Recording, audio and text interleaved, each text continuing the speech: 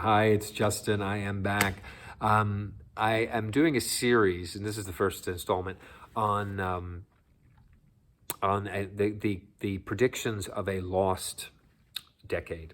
If you've been paying attention to economics, I think you're if you haven't heard it already, you will hear it more and more. People are predicting a lost decade. I think it's mostly due to the unbelievable debt bubble that the whole world is in.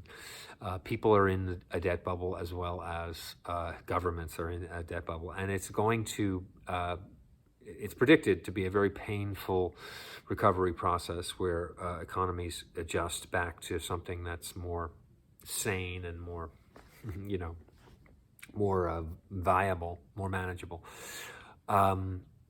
The first program I found that I feel like is a great introduction to this idea of the lost decade is Economics Explained, and it goes into it's an episode dedicated to the housing market and what it means to be in the market. If you're thinking of buying, I think it will be incredible to watch this to give you a feel for what you're getting into as far as being a homeowner or property owner. If you're thinking of selling, I also think it will help you with that decision as well. What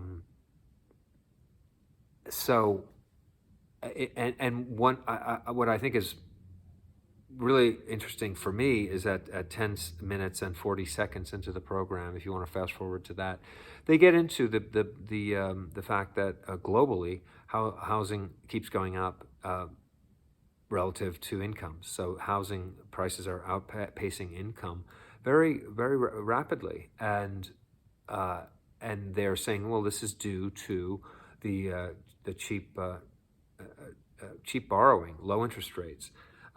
And now you've got a globe where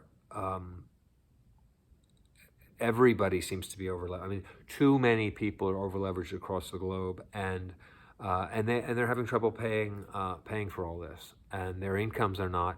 The incomes are stagnating, and as interest rates go up, now you really have this is compounding the problem with the high interest rates now. We're looking at a debt bubble that was going to take probably a decade to unravel or unwind. A lot of the ins and outs of this are over my head. This is why I do the programs, because I'm trying to learn myself. But I hope you'll stick with me and as we figure these things out. I think that if you are interested in buying, I would do so with great reserve.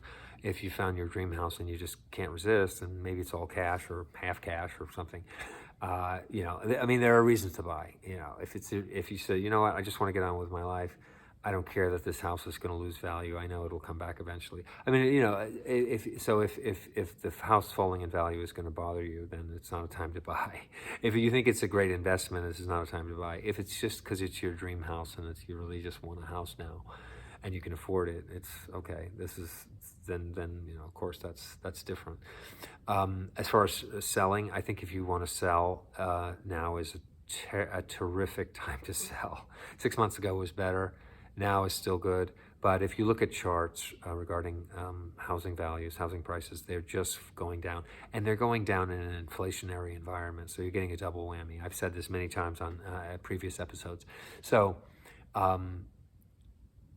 I would just encourage you to speak to a realtor if you are thinking of selling, because now is the time to get that cash out and put it in gold or silver. Everyone's talking about the rise of the inevitable rise of gold and silver, or the rise in value. Obviously, this is not financial advice. I hope you'll check it out. Starting in at 10 minutes and 40 seconds, and I'd love to know what you think. I really want to thank you for watching, and I hope you have a great day. All right, this has been Justin, the Renegade Realtor from Coast West Real Estate. Have a good one.